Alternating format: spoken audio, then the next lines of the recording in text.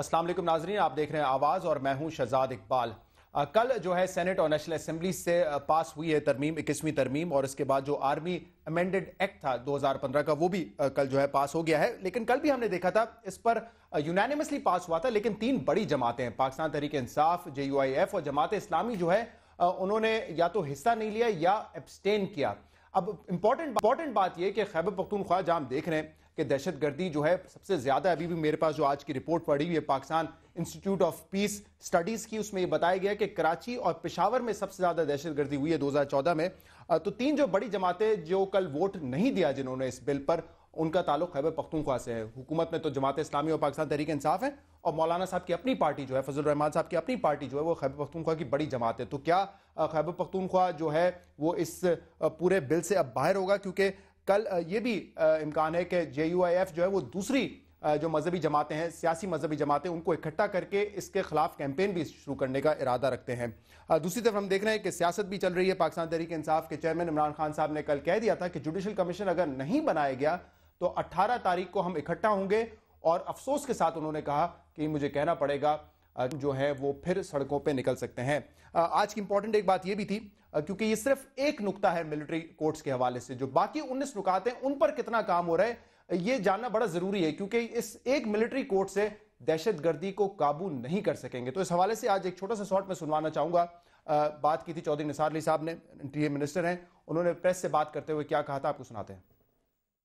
ऐसे ऑर्गेनाइजेशंस जो किसी और नाम से काम कर रही थी उनके खिलाफ कार्रवाई शुरू हो गई है। जो भी टेररिस्ट रिलेटेड हैं उनके खिलाफ भी कार्रवाई शुरू हो गई, खास तौर पे पंजाब में और KPK में खास तौर पे। बाकी सूबे थोड़े से सुस्त रवि का शिकार है। मैं उम्मीद करता हूं कि इसमें तेजी आई। जी, तो वो कह रहे थे कि जो बैंड तंजीमें हैं उनके खिलाफ भी पंजाब और खैबर पख्तूनख्वा में हमने कार्रवाई शुरू कर दी है। दूसरे जो सूबे हैं वो इसमें अभी तक सुस्त रवि से काम ले रहे हैं, लेकिन उनको भी ऑन बोर्ड लिया जाएगा। तमाम इशूज पर बात करेंगे। इस्लामाबाद स्टूडियोज में हमें ज्वाइन किया है मेंबर नेशनल असेंबली मुत्तहिदा कौमी मूवमेंट नबील गबोल साहब ने। नबील साहब, बहुत बहुत शुक्रिया प्रोग्राम में तशरीफ लाने के लिए। हमारे साथ मौजूद है पाकिस्तान तहरीक इंसाफ के member national assembly doctor Arif Alvi साहब। बहुत बहुत शुक्रिया डॉक्टर साहब, प्रोग्राम में आप भी तशरीफ लेकर आए। और हमारे साथ लिंक पर मौजूद होंगे तारिक अजीम साहब, पाकिस्तान मुस्लिम लीग नून के सीनियर रहनुमा। तारिक साहब, बहुत बहुत शुक्रिया, प्रोग्राम में आप भी हमें ज्वाइन कर रहे हैं। तारिक साहब, ये जो कल बात की है सेनेट में वजीर आजम साहब ने कि 2 साल में ये जो दहशतगर्दी का गंद है इसको मुल्क से साफ कर देंगे, ये रियलाइजेशन है कि ये सिर्फ दहशतगर्दी जो है वो इन ATC कोर्ट्स जो है या मिलिट्री कोर्ट्स है उनसे नहीं खत्म होने वाली, इसके लिए जो दूसरे 19 नुकात हैं उन पर भी तेजी से हमें गौर व फिक्र करने की जरूरत है? देखें, कल जो चूँकि बिल पास हो रहा था वो उसमें ज़्यादा एम्फेसिस जो था मिलिट्री कोर्ट्स के ऊपर था, या कोर्ट जो आइन में तब जो हमें अमेंडमेंट लेके आनी थी उस पर था। लेकिन इसका मतलब ये नहीं है कि बाकी जो 19 नुकात हैं जिस पे सारे लोग एग्रीड हैं उसको हम इग्नोर कर रहे हैं, ऐसी कोई बात नहीं। उसके लिए भी अलहदा जो है हमने वर्किंग ग्रुप्स बना रखे हैं, उसके ऊपर आज भी बात हुई है, आज उसकी इम्प्लीमेंटेशन पे भी बात हुई है। हमारा रिजॉल्व और कमिटमेंट है कि उसमें सारी चीज़ें जो हैं जिसमें आर्म मिलिशियाज़ की बात हो रही है, रजिस्ट्रेशन और मॉनिटरिंग है, इसकी मदरसास की मॉनिटरिंग है, इसके फंडिंग की बात हो रही है, मीडिया का एक बहुत अहम रोल है, ये सारी चीज़ों को देखा जा रहा है। ये एक टोटल पैकेज है जिस सब पार्टीज़ ने मिलके जिसको डिस्कस किया था और जिसकी अनाउंसमेंट की गई थी। लेकिन देखिए, मैंने अभी कहा तारिक साहब कि कल इस पे जो मिलिट्री कोर्ट्स पे तो पहले इत्तेफाक हो चुका था, लेकिन जब इसका ड्राफ्ट आया तो जमात इस्लामी, JUIF ने जो है इसकी मुखालफत की, लेकिन वोट का वक्त हुआ तो उस वक्त एब्सटेन किया उन्होंने। मदरसे के ऊपर भी वो कह रहे हैं कि ये मसला उस वक्त तो ऐसा लग रहा था तय पाया, लेकिन अब वो कह रहे हैं कि आप मजहब को क्यों बीच में ला रहे हैं, फिरकावारी को बीच में क्यों ला रहे हैं, दहशतगर्दी को आप ओवरऑल देखें। तो इस पर तजाद तो अभी से आना शुरू हो गया है। देखें, कुछ लोग, मुझे अफसोस से कहना पड़ता है कि शायद अपने सियासी मफाद को, कौमी जो यकजहती का जो हमने मुजाहरा किया था उस पर फ़ोकियत दे रहे हैं। मैं समझता हूँ कि मैं उम्मीद करता हूँ कि हमें ये जो थोड़ी सी मुखालफत हो रही है उसमें शायद कुछ मिसअंडरस्टैंडिंग भी है, कोई इतनी बड़ी मुखालफत की बात नहीं है। 1-2 अल्फाज की बात हो रही थी, जमात इस्लामी ने अपनी अमेंडमेंट मूव की थी नेशनल असेंबली में। अफसोस की बात है कि वो उन्होंने अटेंड नहीं किया सेशन। अगर वो आते और उस पर जब उनका नाम पुकारा गया था उसको मूव कर सकते थे, उस पर बहस हो सकती थी, वहाँ पे भी अमेंडमेंट आ सकती थी, लेकिन वहाँ पे वो नहीं आए। बहरहाल एक इंटरनेशनल एक प्रिंसिपल है कि अगर आप किसी चीज़ के ख़िलाफ़ वोट नहीं देते तो आप समझा जाता है कि आप उसके हक़ में जा रहे हैं। इस तरह मैं नहीं समझता कि PTI वाले इसके अगेंस्ट है। वो तो बड़ा क्लियरली बयान दिया अपने इमरान खान साहब ने कि हम इसके हक़ में हैं, और उनकी तरफ से कोई ऐसा बयान नहीं आया जिसके उन्होंने इसकी मुखालफत कर रहे हैं। नबील कबूल साहब, आपकी साबका पार्टी पाकिस्तान पीपल्स पार्टी के चेयरमैन बिलावल भुट्टो साहब ने भी आज ट्वीट किया। उन्होंने कहा 21वीं तरमीम के बाद जो है पार्लियामेंट ने अपनी नाक कटवा ली। कल रजा रब्बानी साहब भी हम देख रहे थे कि आप दीदा हो गए थे बात करते हुए, कहते हैं बड़ा शर्मिंदगी हो रही है मुझे ये करते हुए। तो कहीं ना कहीं इफ एंड बट्स की आवाजें अभी भी आ रही हैं और कुछ पार्टीज तो जो है वो अब इसके हक में भी नहीं जा रही हैं, तो ये तजाद तो अभी तक शुरू हो गया।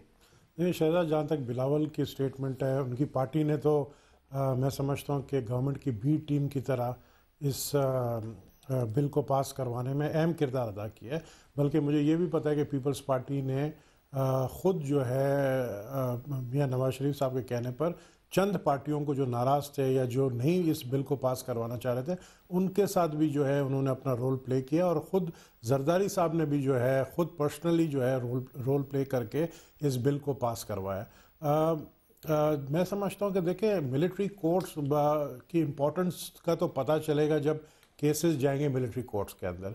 सबसे अहम मसला इस वक्त पाकिस्तान में यही है कि जो शख्स 50-50 कत्ल करके जेल से 6 महीने के बाद छूटता है और फिर उसकी रिएक्शन में आप देखें कि कोई भी जज जो है इनके टेररिस्टों के केस को लेने के लिए तैयार नहीं है। फांसियां जो है 20-20 साल से नहीं हो रहे, 20-20 साल से जो है वो जेल में सड़ रहे हैं जितने भी दहशतगर्द हैं। तो मैं समझता हूँ कि ये बहुत अच्छा कदम गवर्नमेंट ने उठाया। हमने इनिशियली मुत्तहिदा कौमी मूवमेंट भी इसके हक में नहीं थी। हम इसके हक में थे ना, कुछ पॉइंट्स के कुछ क्लॉज के हक में नहीं थे, वो हमने बैठ के वो क्लॉज डाले।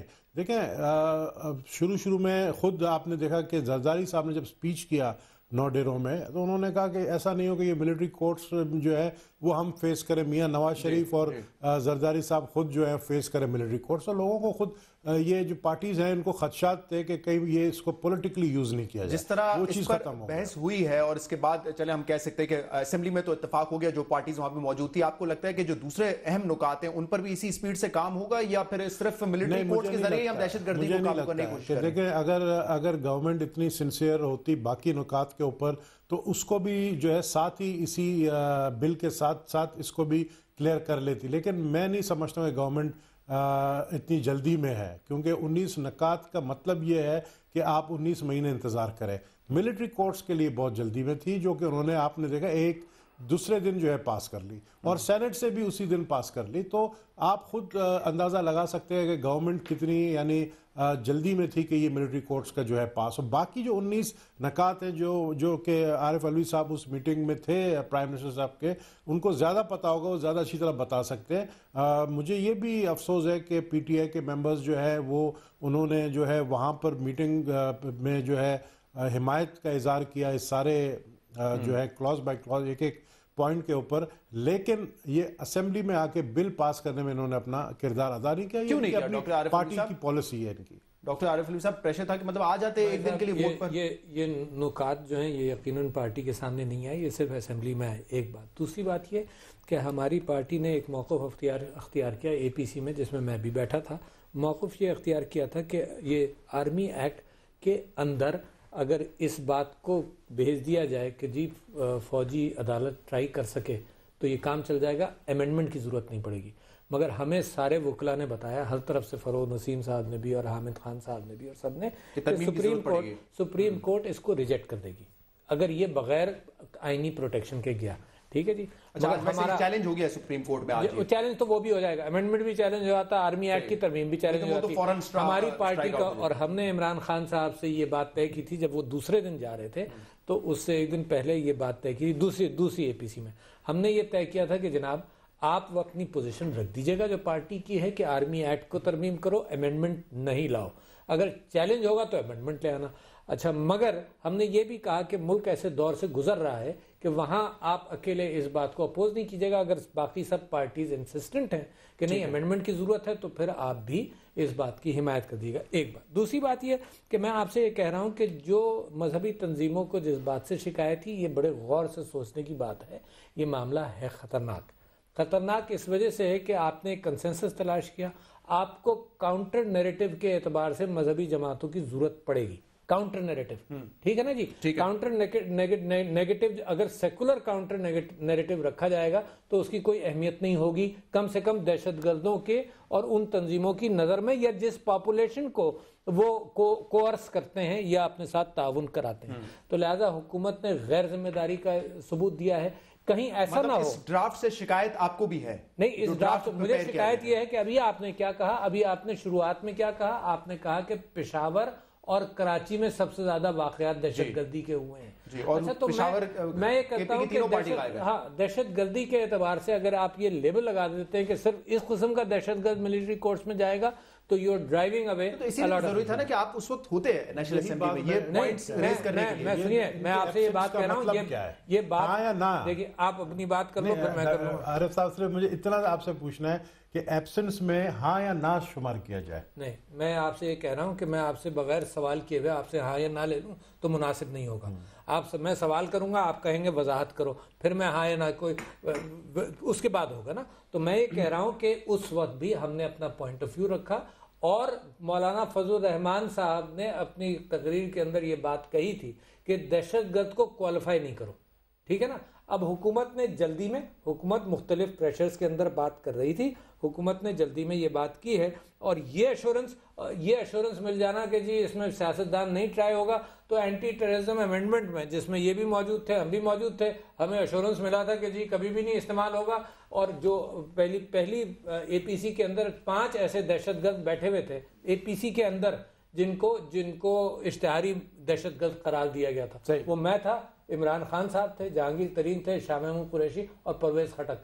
तो लिहाजा वो एश्योरेंस जो 6 महीने पहले दिया गया था वो 6 महीने में वाइप आउट हो गया। तो assurance doesn't carry any weight. Assembly में क्यों नहीं गए? इस बात पे क्यों नहीं आप लोगों ने कहा कि जाके वोट कर देते हैं, वोट करके बाहर आ जाएंगे वापस? देखिए, असेंबली में इसलिए नहीं गए कि हमारे दूसरे इश्यूज हैं। एक तो हमने इतना कोऑपरेशन दिखाया है ना कि चलो उनको हमारे वोट्स की जरूरत नहीं, हमने कहा we are agreed on that. हमारे बाकी इश्यूज के ऊपर तो बहुत बड़ी कहानी है। ये एतराज जो है मजहब और फिरके के नाम पे, ये जमात इस्लामी और जेयूआईएफ ने तो रजिस्टर करवाया, आपने अब करवाया, ये आप नहीं, मैं इस वजह से आप कह रहा हूं क्योंकि उस दिन जब एपीसी हुई थी तब ये बात नहीं आया था, नहीं आया था।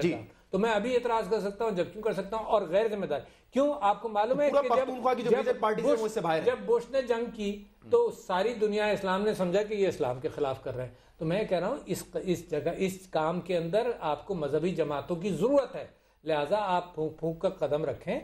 हैं वो तैयार हैं इस बात पर कि दहशतगर्द चाहे जिस मदरसे में हो वो दहशतगर्द है। जब ये बात हो गई तो लिहाजा फोकस इस तरह से रिलीजियस टेररिज्म पर नहीं किया जाए, हर टेररिज्म। और मैं समझता हूं कि अजीम साहब भी इस बात से इत्तेफाक करेंगे कि दहशतगर्द जो कराची और पेशावर की अमवात गिनती में बराबर। अगर ये इत्तेफाक करते तो कल मेरे ख्याल से जब गुफ्तगू हो रही थी तारिक अजीम साहब, जब वो बता रहे थे इसाक डार साहब और मौलाना फजल रहमान साहब की, जब इस पर डिबेट जारी थी, डिस्कशन हो रही थी, तो उस वक्त पता चला कि जो है गिनती, वोटिंग की गिनती जो है वो शुरू हो चुकी है। तो एक सवाल तो ये है कि इसको क्यों रिस्ट्रिक्टेड रखा गया और हटाया क्यों नहीं गया? और अब जैसे आरिफ अलवी साहब कह रहे हैं, जो काउंटर नैरेटिव देने के लिए आपको इन पार्टीज की सियासी मजहबी पार्टीज की जरूरत पड़ेगी। देखिए, हम तो चाहते हैं कि कौमी यकजहती जिसका मुजाहरा किया गया दोनों तीनों एपीसी में, उसको बरकरार रखा जाता। और वहाँ पे जो बात हुई थी उसके अंदर, कमरे के अंदर किसी ने ऑब्जेक्शन नहीं की। और ये भी आपको बताता चलूँ कि टॉप क्रीम जो थी ऑफ लीगल फर्टर्निटी, वो लोग उसमें शामिल थे। इनके वकला ने इस पर बखूबी देखा, किसी ने उस वक्त रेज़ नहीं किया। बाद में जो ख़त्म हो गए लास्ट वीक, जो फ्राइडे को हमारा सेशन हुआ था, उसके बाद जाके कुछ चीज़ें सामने आई। हमने कुछ 1-2 चीज़ें बीच में डाली भी हैं। अगर उसमें कोई एक बात रह गई, एक अल्फाज की बात हो रही है, रिलीजन और सेक्ट की बात हो रही है, इसको भी देखा जा सकता था। जैसे जमात इस्लामी ने अमेंडमेंट मूव की, लेकिन अंदर जाके उन्होंने उसको मूव नहीं कर सके बिकॉज वो प्रेसिडेंट नहीं थे। क्या ये अच्छा होता कि चीज़ें जाके फ्लोर ऑफ द हाउस पे वहाँ पे रेज की जाती? हो सकता है उस वक्त उनकी अमेंडमेंट पास हो जाती and it would have formed the part of the amendment bill. तो ये नहीं हो सका। अभी मैं समझता हूँ कोई ऐसी बात नहीं है। और नबील कौल साहब, दूसरी बात मैं कहता चलो, नबील कौल साहब ने बात की कि वो बाकी 19 चीज़ को क्यों नहीं छेड़ा गया। उसमें ऐसी चीज़ें हैं जिसको हमें कोई नई लीगल लॉ या बनाने की ज़रूरत नहीं है, ना उस पर कोई अमेंडमेंट लाने की ज़रूरत है। वो चीज़ें तकरीर में ये कहा है कि हमें मजीद कवानीन बनाने की ज़रूरत होगी। ये एक वाहिद अगर जरूरत पड़ी, अगर जरूरत जैसे जैसे जरूरत पड़ेगी, बिकॉज हम चाहते हैं कि इस पे इम्प्लीमेंट हो, इन फुल स्पिरिट के साथ इस पे इम्प्लीमेंटेशन होनी चाहिए। तो उसमें अगर जरूरत पड़ती है तो बिल्कुल लाई जाएंगी, अमेंडमेंट लाई जा सकती है, कानून में चेंज लाई जा सकती है, या नया कानून बनाया जा सकता है। ठीक है, मुझे एक ब्रेक लेना है, उसके बाद हम आएंगे अपनी दूसरी डिस्कशन का भी, लेकिन 1-2 सवाल है नबील कबूल साहब मैं आपसे पूछूंगा, और इसके बाद फिर रिगिंग वाले इशू पर भी बात करेंगे। पाकिस्तान तहरीक इंसाफ ने कह दिया है कि हम फिर सड़कों पर आने के लिए तैयार हैं अगर जुडिशल कमीशन का क़याम नहीं हुआ। इस पर बात होगी एक ब्रेक के बाद।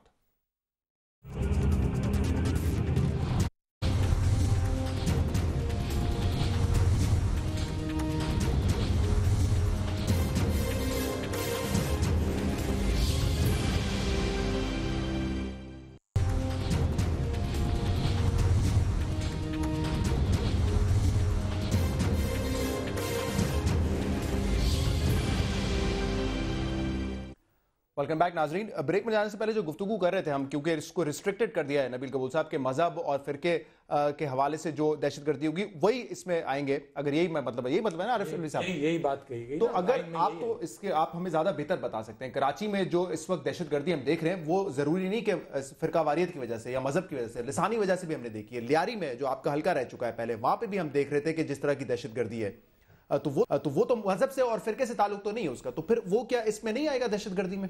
देखिए, मैं पर्सनली अगर आप मेरा व्यू लें तो बिल्कुल दहशतगर्दी में आएगा, क्योंकि आप देखें कि लियारी में, कराची शहर में, वहाँ पर भी एक दफ़ा नहीं, 2 दफ़ा नहीं, 10 दफ़ा ऐसे इंसिडेंट हुए हैं कि वहाँ पर जो गैंग वॉर्स के क्रिमिनल्स हैं उन्होंने सर काटे हैं लोगों के और उसके साथ फुटबॉल खेला है, और उसके वीडियोज़ भी मौजूद हैं।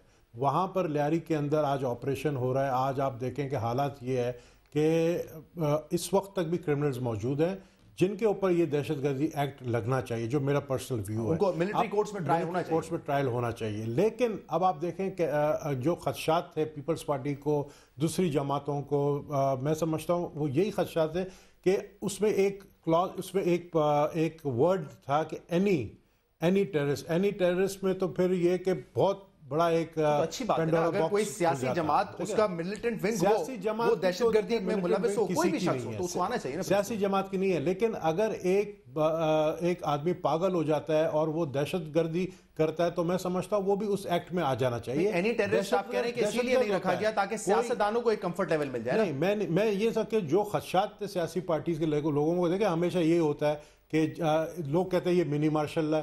आपने देखा कि आज जिस तरह बिलावल का भी स्टेटमेंट आया, रजा रब्बानी ने जो स्टेटमेंट दिया है, और बहुत सारे लोग कह रहे हैं कि जी ये मिनी मार्शल है, जब मिलिट्री कोर्ट्स मार्शल में ही लगते हैं। लेकिन मैं समझता हूं कि वो खदशात को दूर करने के लिए वज़ीर आज़म साहब ने कहा है वो अलग होते हैं कोर्ट्स, अगर जमहूरियत में असेंबली के थ्रू हो तो वो एक अलग बात है। इससे जमहूरियत मजबूत होती है कि ये नहीं होना चाहिए कि जी ये दीनी, ये जो बात कर रहे थे आरिफ अलवी साहब के, जी मदरसों को या दीनी जमातों को हम दीनी जमात हम नहीं कहते, दीनी जमात सारे इसमें जो है सियासी मजहबी पार्टीज हैं वो इसमें नहीं आएंगी। जहां तक 3 इनकी जो केपीए 3 बड़ी जमातें हैं सब एब्सेंट रहे, तो मैं समझता हूं पर्सनली, देखें हर इंसान को अपनी भी जिंदगी प्यारी है, हमें भी अपनी जिंदगी प्यारी है। हम पर जितने हमले हुए ना कराची में, किसी भी जमात पर नहीं हुए जितने कराची पे हम पे हुए, और इस वक्त भी सबसे ज्यादा जो टॉप हिट लिस्ट पर है वो हम लोग हैं, जो एमक्यूएम के एमएनएज एमपीएज हैं हमें, क्योंकि सबसे ज्यादा हमने इस बिल की हिमायत की। और सब तारिक साहब, ये जो सियासतदानों की एक थी शिकायत कि कहीं ये ना हो कि हमारे खिलाफ इस्तेमाल हो, तो ये जो इसको रिस्ट्रिक्टेड किया गया है, इसको सिर्फ महदूद रखा गया है फिरकावारियत और जो है मजहब के नाम पे अगर कोई दहशतगर्दी करता है तो वो इसलिए है ताकि सियासतदानों को एक कंफर्ट लेवल मिल जाए। तो जो लियारी की दहशतगर्दी है उसका क्या होगा फिर? देखिए जी, हर केस जो है, केस टू केस जो डिसाइड करेगी वफाक, केयरफुली स्टडी किया जाएगा। जैसे बात की जा रही कि हार्ड कोर क्रिमिनल या चीफ ऑफ आर्मी स्टाफ ने जो बात की कि जेट ब्लैक जो होंगे केसेस, उन्हीं को वहाँ भेजा जाएगा। सियासी जमात का कारकुन हो या कोई और किसी किस्म की, कोई किसी ने कत्ल कर दिया है किसी वजह से, घरेलू हमारे तनाज़ात होते हैं, ज़मीनों के मसले होते हैं, उनको उसकी बात हम नहीं कर रहे, उसके लिए आर्मी कोर्ट्स अवेलेबल हैं। ये तो सिर्फ वो बात हो रही है कि जो कि एक दहशतगर्द हैं और उनका हार्ड कोर दहशतगर्द जिनको कहा जा सकता है, खुद से जरूरी है कि वो दहशतगर्द जो है मजहब का नाम लेके ही कत्ल गारत कर रहे हो, ये सवाल है ना? नहीं, देखें जहाँ पे जो भी दहशतगर्द है जो अब कत्ल करता है और एडमिट करता है, मानता है कि मैंने कत्ल किया है और उसकी वजह भी बताता है क्यों वजह मैंने कत्ल किया है, तो उसको तो मैं समझता हूँ कि उसमें तो कोई शक व शुबा की बात नहीं होनी चाहिए। अगर वो कोई डर है किसी को तो उसी वजह से उसमें जो चीज़ें डाली गई हैं बड़ा सोच समझ के डाली गई हैं, हर चीज़ को एक एक लफ्ज़ को बड़ा सोच समझ के उसमें हमने इस्तेमाल किया है कि कोई ऐसा बंदा या कोई सियासी कारकुन ये ना समझे कि इसको उनके खिलाफ इस्तेमाल किया जा रहा है, ऐसी कोई बात नहीं है। हर केस को डिसाइड किया जाएगा ऑन मेरिट। ठीक है जी डॉक्टर साहब। भाई साहब, मैं ये कहना चाहता हूं कि देखिए, आपने खुद इतनी सारी इस्तिलाहात इस्तेमाल कर ली जिसमें आर्गूमेंट वीक हो गया। आपने कहा सियासी जमातों के एतबार से उनको कंफर्टेबल होना चाहिए। अच्छा, ये जो मजहबी सियासी जमातें हैं, ये तो मजहब से ताल्लुक है ना, इनका कंफर्टेबल की अहमियत कोई नहीं है। वो है बिल में कि इनके खिलाफ नहीं होगा। नहीं, इनके खिलाफ नहीं होगा तो क्या मतलब हुआ? यानी ये कि मजहबी टेररिस्ट होगा यहाँ पर ट्राई, और जो सेकुलर टेररिज्म है जो जिस बुनियाद पर भी कर रहा है, जिसका इन्होंने बताया, और एक वाकया ये बीच में बता रहे थे, शायद भूल गए, इन्होंने कहा कि जी वो लियारी के अंदर 4 खंभों पर गर्दनें लटकाई गई। है ना, वो दहशतगर्दी में के जमरे में क्यों नहीं आता? यार मुझे कोई एक सवाल बता दे, लेकिन वो ट्रायल उनका 150 क्यों नहीं होगा? वो ATC में आप ये बताओ ना, ये बताओ, में। ये दहशतगर्दी है। 150 लॉ एनफोर्समेंट एजेंसी के लोग कराची में मारे गए, 3000 लोग मारे गए सिविलियंस कराची के अंदर। तो मेरी समझ में नहीं आया। सुने, एक तो ये बात है कि मेरी समझ में नहीं बात आता कि दहशतगर्द है, चाहे वो मजहबी हो, चाहे वो सेकुलर हो, चाहे जिस तरह से भी हो। एक बात। दूसरी बात ये कि अब जब कानून पास कर लिया तो मजहबी जमातों को एहसास हुआ कि यार ये हो गया, ये इनको खुद ही पहले से भी केयरफुल होना चाहिए। सर वो कहते हैं आपकी तरह कि हमने ड्राफ्ट नहीं देखा था। मैं तो ये कह रहा हूं अगर आप भी असेंबली में होते तो बेहतर होता। अगर वो असेंबली में होते, वो तो हम तो असेंबली में दूसरी वजह से बाहर हैं, वो तो इस वजह से बाहर है, वो तो इसीलिए नाराज थे, तो बात कर रहे थे इस पे कि इसको हटाया जाए। लिहाजा मैं समझता हूं कि इस जंग को मजहबी जमातों के बगैर आप लड़ नहीं सकते हैं पाकिस्तान के अंदर। You have to take your steps back a little bit, ताकि ये फोकस ना लगे कि जी दिस इज टारगेटिंग देम। उनको एहसास हो गया ना, चलिए कानून का मकसद नहीं था, परसेप्शन तो हो गया ना। ठीक है, तो आपने, मैंने भी पूछा, नबील साहब ने भी कहा, आपके असेंबली से बाहर रहने की वजह जो है वो हम सब जानते हैं। ठीक है, जुडिशियल कमीशन खान साहब ने कहा है कि कल बना दिया जाए। मैं सुना दूं, इस मामले में हमने सपोर्ट किया, इस मामले में सपोर्ट किया। सुना दे, कल इमरान खान साहब ने जो है प्रेस कॉन्फ्रेंस जब की थी, मैं तो क्या कहा था उस वक्त? तो NA-22 में 30,000 बोगस वोट निकली है।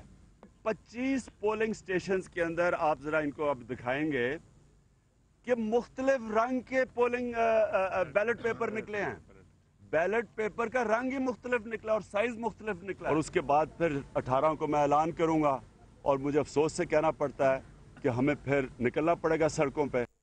सर दो तीन बातें हैं, कल PMLN के लोग हमसे भी क्वेश्चन कर रहे थे प्रोग्राम में कि एक तो खान साहब ने रिपोर्ट की जो फाइंडिंग्स हैं वो आने से पहले ही उन्होंने कह दिया 30,000 वोट जो है इसमें बोगस है, पेपर जो है उनके पास कैसे आया, बैलेट पेपर, ये एक सवाल उठाया जा रहा है। बिल्कुल, किस तरह है NA-122 के पेपर्स, किस तरह आपके हाथ लगे? एक सरकारी अफसर जो है, सरकारी बंदा who wants his name limited, उसने शोएब सिद्दीकी साहब को जाकर दिया। अच्छा, ये मेरे साथ भी हुआ था NA-250 में, आपको याद है? NA-250 में मुझे मोहरें लाकर दी गई, मोहरें जो स्टैम्प करते हैं और सब कुछ, और मैंने प्रेस कॉन्फ्रेंस करके और ये इलेक्शन कमीशन को मैंने जमा करा दी। तो ये आ सकता है। मैं दूसरी बात आपसे, ये NA-122 के बैलेट पेपर थे उनके हाथ में, किसी ने लाके दे दिए, किसी और के नहीं थे।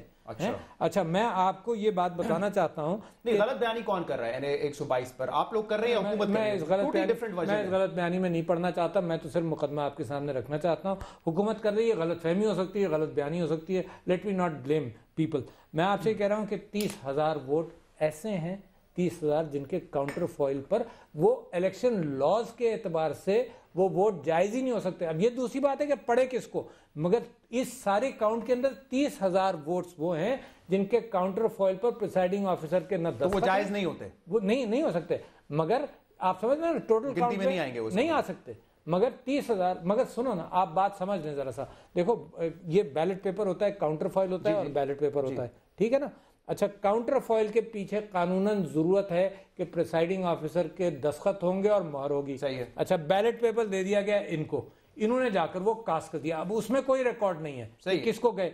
मगर ये 30,000 ऐसे काउंटर फॉइल्स हैं जिनके पीछे दस्तखत। तो ये धांधली तो नहीं हुई ना, ये तो बेजाब्तगी में आ गया ना भाई साहब। और कैसे होती है धांधली? नहीं तो आपको कैसे पता वो इमरान खान साहब? मुझे क्या मालूम, अगर इसका मतलब 30,000 तो बोगस है ना वहां पर। बोगस है लेकिन धांधली तो नहीं है ना। अरे भाई साहब, फिर क्या है ये? इंसाफ किसके हक में गया है?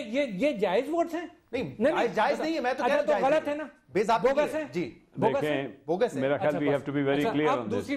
दूसरी बात मैं आपसे कह रहा हूं कि ऐसे काउंटर फॉइल्स वहां रिकॉर्ड पर मौजूद हैं। 3 बातें मैं सिर्फ आपसे करूंगा। ऐसे काउंटर फॉइल्स रिकॉर्ड पर मौजूद हैं जिनके पूरी किताबों के नंबर 1 हैं, यानी 10,001 से लेकर 20,000 तक ये किताब है, वॉटेवर, और 10,001 से लेकर 20,000 तक ये किताब है, डबल नंबर्स के साथ आगे। ये गड़बड़ नहीं है? बहुत बड़ा गड़बड़ है यार। मैं इस पे बात करता हूं। जी, तारिक अजीम साहब इस पे कमेंट करेंगे और नबील गबोल साहब के भी बड़े ज्यादा लाखों में वोट थे इनके भी, और बड़ी जल्दी गिनती हो गई थी, तो इनसे भी पूछेंगे कि ये क्या साइंस है। ये फैक्ट बात है ना, साइंस क्या है इलेक्शन की, जरा नबील गबोल साहब बेहतर हमें बता सकेंगे। एक ब्रेक के बाद आपके सामने हाजिर होते हैं।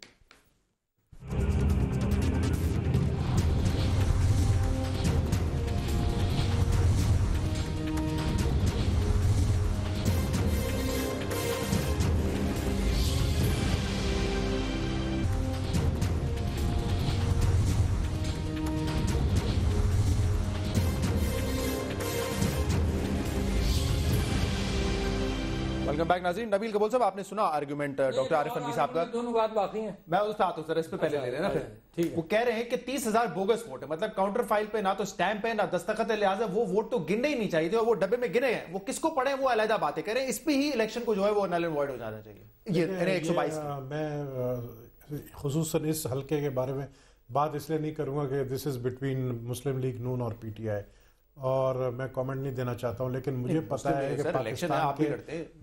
पाकिस्तान के हल्के जितने पाकिस्तान के हलकों में, ये तो 30,000 कह रहे हैं, मुझे कराची में एक हलका खुला NA 258 मलिर वाली, उसमें 80,000 वोट जाली थे। 80,000 जो वेरीफाइड नहीं, थंब इम्प्रेशन की बात कर रहा हूँ। वो वेरीफाइड नहीं हुए थे। अब जब आप देखें, जब थंब इम्प्रेशन वेरीफाइड नहीं हुए तो फिर वोट कहां से कह रहे हैं ना कि इंक का मसला है, इंक का मसला कैसे होगा? फिर आपने क्यों ये चीज रखा? आप फिर थंब इम्प्रेशन रखते ही नहीं। आप फिर नाजरा वाले कहते ही नहीं कि जी हमारे पास आप कोई भी थंब इम्प्रेशन लेकर आए, हम बता देंगे कि ये बंदा किधर रहता है। तो ये सब एक, हम तो कहते हैं कि इलेक्शन में धांधली बहुत हुई, हम भी मानते हैं इस बात को। जुडिशियल कमीशन बनना चाहिए, जो मुतालबा ये कर रहे हैं तरीके से। बिल्कुल बनना चाहिए, बिल्कुल बनना चाहिए। इसलिए क्योंकि पंजाब में अगर 11 बजे मियां नवाज शरीफ साहब कहते हैं कि मैं प्राइम मिनिस्टर बनने जा रहा हूं, और सिंध के अंदर, जहां पर इंटीरियर सिंध के अंदर टमाटर और आलू जो है वो वहां पर लोगों को, कैंडिडेट्स को मारे गए हैं, वो उस हल्के से जीते हैं लाखों वोट लेकर, तो धांधली तो हुई है। अब जीतने वाले भी जो है, मैं तो कहता हूं मेरे साथ भी धांधली हुई, क्योंकि मुझे जितना वोट मिलना चाहिए, नौबत नहीं आनी चाहिए कि फिर सड़कों पर आए। इससे पहले जुडिशियल कमीशन का काम हो जाना चाहिए। जी तारिक अजीम साहब, आपने आर्गुमेंट सुना था आरिफ अलवी साहब का, कह रहे हैं NA 122 में तो साफ पता है कि 30,000 वोट जो है वो बोगस वोट है। इनके रिप्रेजेंटेटिव शुएब सिद्दीकी साहब वहाँ पे मौजूद थे। एक तरीकाकार वज़े किया गया जिसको उन्होंने एग्री किया, साइन किया। जो वोट जो थे या जो बैलेट पेपर जो थे उनको उन्होंने अलहदा कर दिया, बाद में काउंटिंग हुई। अगर ये काउंटिंग को नहीं मानते तो वो अलहदा बात है, वो इसकी बड़ी एक वजह है। चूँकि ये हार गए हैं और अय्याज सादिक साहब के वोट 135 ज़्यादा हो गए हैं, तो ये इस पे आ रहे हैं कि जी उस पे ना जाएं, बात पे वोटिंग की या काउंटिंग की बात नहीं हो रही। हम बात कर रहे हैं कि जी काउंटर फाइल पे वो जो प्रिजाइडिंग ऑफिसर था उसने साइन नहीं किए या स्टैंप नहीं किए। मुझे बताइए कि जाके जो क्लीन बैलेट पेपर जाके जिस बंदे को दिया गया है, उसने जाके जब डाल दिया है जाके अपने बैलेट बॉक्स में, तो उसको क्यों हम महरूम कर रहे हैं उस हक से? अगर उसने कोई इरेगुलरिटी की है, एक प्रिजाइडिंग ऑफिसर ने, उसने स्टैंप नहीं की किसी वजह से, मिसाल मैं आपको दे देता हूँ कि टाइम ख़त्म होने वाला है, 15 मिनट रहते हैं उसके बंद होने में पोलिंग स्टेशन के बाहर, लाइन लगी हुई है, तो हमेशा होता है कि लोग जाके कहते हैं, कैंडिडेट्स कहते हैं कि भाई जल्दी करो जल्दी करो। अब उसमें अगर किसी जगह पे रह गया है तो उसमें इरेगुलरिटी को आप उसमें ये नहीं कह सकते कि वो सारे का सारा वोट जो है वो बोगस है, ये जाली है वो वोट। ठीक है, अब ये तो एक इरेगुलरिटी है, उस पे जाके। और दूसरी बात, एक और इंपॉर्टेंट बात मैं आपसे कहना चलूं कि अभी तो इलेक्शन, अभी एक सेकंड मेरे भाई, मुझे ये बताइए कि अगर अभी तक नहीं देखिए, मुझे प्लीज खत्म कर लें दे। देखिए, अगर आप कह रहे हैं अभी तक तो रिजल्ट नहीं आया, कमीशन ने रिजल्ट नहीं दिया, आप ये जानबूझ के इतनी हाइप क्रिएट करके उनके रिजल्ट पे आप इन्फ्लुएंस करने की कोशिश कर रहे हैं, उनके डिसीजन को, ये बड़ी बुरी बात है। आप वेट कर लीजिए, देख लीजिए क्या रिजल्ट आता है, क्या कहते हैं और डिसीजन क्या आता है उनका। आप उस पर वेट नहीं करना चाहते, पहले से आपने कर दिया है। मेरी बुरी बातों की तो के ऊपर तनकीद ना करें, क्योंकि इलेक्शन खराब होना ही बहुत सबसे बुरी बात है। मगर मैं आपसे ये बात कह रहा हूं, मैं ये बात कहना चाहता हूं कि जो जज ने ऑर्डर किया था वो काउंटिंग नहीं ऑर्डर की थी, लिहाजा मैं तो सिर्फ ये कह रहा हूं जज ने ऑडिट ऑर्डर की थी। ऑडिट का मतलब काउंटर फॉइल देखो, फॉर्म 14-15 देखो, काउंटिंग नहीं ऑर्डर की थी। मगर चलो काउंटिंग, तो फिर काउंटिंग हुई क्यों? काउंटिंग हुई क्यों? आपने एग्री क्यों किया काउंटिंग? मैं 3 पॉइंट बता दूं, आप काउंटिंग में हार गए हैं तो आप इस चीज को रेज कर रहे हैं। तो सुन ले, 3 पॉइंट मैंने देने, 3 पॉइंट बड़े सिंपल से देने। फॉर्म 14-15 16 100 पोलिंग स्टेशन से मिला ही नहीं है। अच्छा, और रिटर्निंग ऑफिसर ने 2 पोलिंग स्टेशंस के ऐसा नतीजा दिया और अटेस्टेड दिया, एक में कुछ लिखा कौन जीत रहा है, एक में लिखा कोई और जीत रहा है। यार एक बात हो तो मैं आपको बताऊं, अलवी साहब आल लेने दीजिए, डिसीजन तो आल लेने दीजिए ना, आल लेने दीजिए डिसीजन को। आप पहले से प्री जज कर रहे हैं सारी चीजें।